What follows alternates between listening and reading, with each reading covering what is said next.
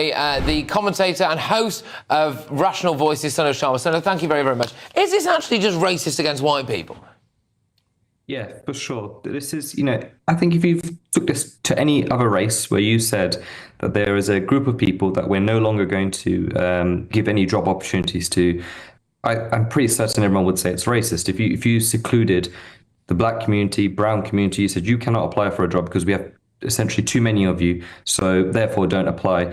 I think we would all be up in arms and saying it's racist. And I think what's unfortunate is that this isn't sort of being highlighted enough. And the flip side to it also is if you are from BAME communities, non-white communities, it's also incredibly degrading. The fact that you sort of need these schemes in the first place to get a job when the statistics don't show that at all. They show that the majority of, in proportion of people in senior positions, senior management positions are Indians. We see that in the education where white children, in particular white boys, are doing so bad. So this concept that they needed these schemes is incredibly degrading, and it's racist You to white also people. mustn't want the idea that someone would only think you'd got the job as some kind of token effort. I mean, it's not a great way to walk into a workplace, is it? It's not nice, and, it's not the way it should be, really. But also when it comes to things like our intelligence services, with respect, I just don't think we should really mess around with that. It should just probably be the best people for that job, whoever they may well be.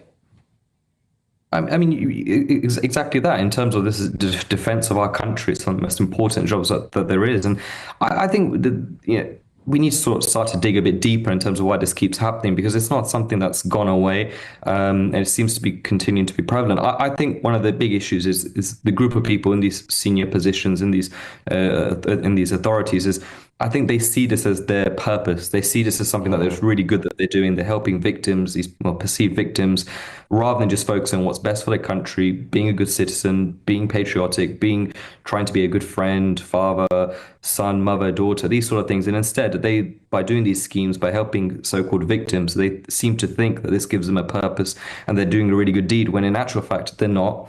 And I think we almost need to keep saying this. 82% of this country is white.